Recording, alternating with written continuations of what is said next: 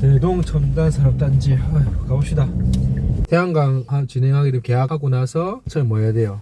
계약하고 나서 이제 인허가가 진행이 되잖아요. 네. 인허가 중에 전기사업 허가, 발전사업 허가 받아야 되고, 지붕 위에 구조물을 설치하기 때문에 행위에 대한 허가, 개발행위 허가 받아야 되고, 발전사업 허가하고 개발행위 허가 다음에 한전 또는 전력거래소하고 전기를 이제 판매하겠다 하는 PPA 접수를 하고, 그 다음에 공사를 해야겠죠. 그럼 공사가 들어가겠다니 공사 계획 신고를 하고, 그 다음에 공사 들어가죠. 그래서 공사 이전의 단계가 석 달에서 한 5달 정도 걸립니다. 그러니까 우리가 가는 현장이 태양광이 공사가 안 돼 있었다고 할 뿐이지 인허가는 진행되고 있는 거지. 공정은 진행되고 있는 거지.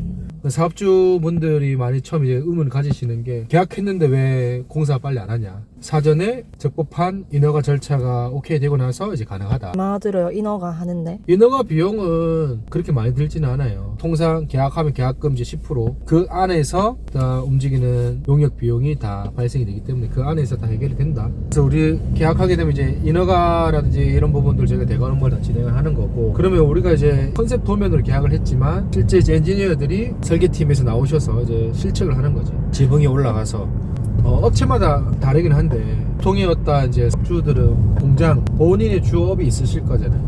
태양광이 인허가까지 신경 쓰게 되면 상당히 귀찮아지는 거지. 잘 모르는 데다가. 그러면 관련된 시공사한테 일괄 다 위임을 해 놓으면 편하신 거죠. 위임을 하는 거죠. 우리가 좀 있으면 다음 달에 결혼한다 했으니까, 결혼하면 웨딩 플래너한테 나는 이 일을 하고 있고 내가 서점에 다 알아볼 수 있잖아. 하지만 알아볼 시간이며 그 다음에 내가 그쪽에 전문 지식이 없다 보니까 잘 모를 거 아니야. 누가 웨딩 플래너가 해주는 거죠. 태양광 플래너가 되는 거죠 우리가. 그래서 처음에 사업 가능 유무 컨설팅부터 이후에 사후 관리까지 플랜 자체를 다 잡아주는 거예요. 나와갑니다.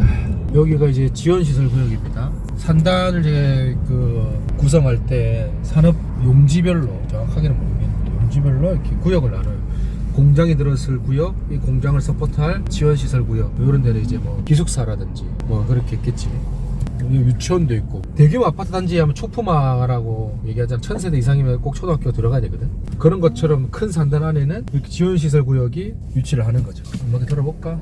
여기는 이제 산단 입주 기업들, 업종들을 보면 이 산단이 어떤 산단인지 알 수 있는데, 바이오 산단 같은 경우는 바이오 관련된, 농공 산단이면 농업 관련된 이제 입주 기업 들어온 거죠. 여기는 이제 금속 관련된 업체들이 많이 들어옵니다 보니까. 신축 공장에 태양광 하는 게 상당히 유리한 게, 노후 공장이 지붕 자체도 이제 이 건물이다 보니까 판넬이 어떻게 돼, 수명이 다 하면 이제 삭겠죠. 삭게 되면 어떤 문제가 있냐, 누수, 그다음 녹, 그런 이런저런 문제가 있을 건데, 그런 상태에서 태양광을 하게 되면 개보수를 하고 해야 되잖아. 근데 신규 공장 같은 경우면 짓자마자, 그리고 또 개발 행위하면서 많이 좀 문제가 되는 게 뭐냐면, 필지 내에 불법 건축물들이 있으면 철거 또는 양성을 해야 되거든. 그럼 그 비용도 만만치 않더라고요. 처음에 이 공장을 태양광 설치했죠. 그래서 아주 상당히 빠르게 설치한 겁니다.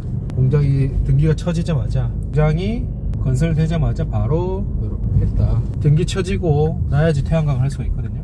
건축물 대장이라든지 이런 게 이제 필요하니까. 산단 입주 기업한테 뭔가 해주는 혜택 같은 거 있어요? 태양광 설치할 때? 많지. 태양광 이제 저리 금융지원 사업도 있고, 입주 기업들 대상으로 정책 자금 금융 지원도 있고, 그다음에 지원금을 주는 건물 지원 사업도 있고, 상당히 많이 있죠. 그래서 그런 자금을 적재적소 이용하면 초기 자본을 또는 이자 부담을 많이 줄인 상태로 하실 수가 있다. 입주 기업 옆에 있다고 하는 거는 물론 다른 업체랑 더 좋은 조건에 계약을 하실 수도 있겠지만, 유지 관리 어떻게 하냐. 그런 게 왜 우리한테 오냐면, 에너지공단이 이제 태양광 설비가 누구 인증을 받냐 하면 에너지공단의 설비 등록을 해요. 설비 인증을 받습니다. 그러면 에너지공단이 이제 사업주가 우리가 문제 생기면 있어야 할 거 아니에요. 근데 업체가 연락이 안 돼. 뭐 폐업했어, 도산했어. 그러면 이제 공단에 연락하는 거지. 어떻게 할 거냐. 그러면 인근 지역 거점 업체한테 연락해서 여기 가서 AS 처리 좀 하세요 라고 하는 AS 전담 기업을 우리가 9년 연속, 아마 국내 유일하지 않을까 싶습니다.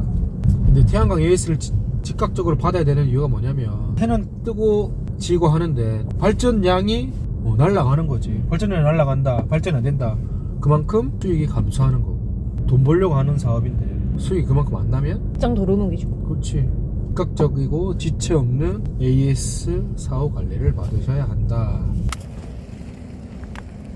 새로 산 거야 회사에서. 잊어버리면 집에 가야 된다. 이렇게합니다. 이걸 찍으세요. 이거를요.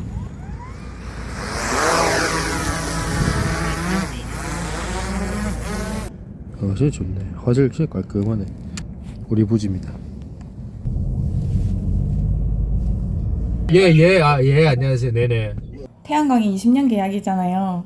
태양광 판매하실 때 장기 고정 가격 계약을 하시면 20년이고요. 현물 시장으로 이제 실시간 거래 시장은 그 연수 제한이 없습니다. 그럼 20년 계약을 해서 20년 후에 층을 올린다거나 재개발에 들어가면 어떻게 되나요? 그러실 경우에는 첫 번째는 장기 고정 가격 계약을 이제 한전하고 20년하고 하셨다면 이제 사용하신 부분에 대해서는 이제 그 정산을 받으셨을 거고 10년 남았다면 20년 중에 이제 10년이 한전 입장으로서는 계약이 이제 성립이 안 되는 조건이지 않습니까? 그러면 이제 위약금이라는 어떤 청사를 하고 철거가 가능하시고요. 그 다음에 이제 장기 고정 가격 계약이 아닌 경우에 실시간으로 거래를 한전에 판매하시는 경우는 위약금 이런 개념이 없고 에너지공단에 철거 신고만 하시고 철거하시면 됩니다. 그럼 수익금이 달라지겠네요? 조금 달라지고요. 현 시장에서는 현물 시장 단가가 더 좋아서 장기 고정 가격 계약 시장에 사업주분들이 많이 없으십니다. 단가가 현물 시장이 더 좋거든요. 네, 설명 잘 들었습니다. 감사합니다. 예, 알겠습니다. 궁금하신 거 있으시면 연락 부탁드리겠습니다. 'Cause you are my girl.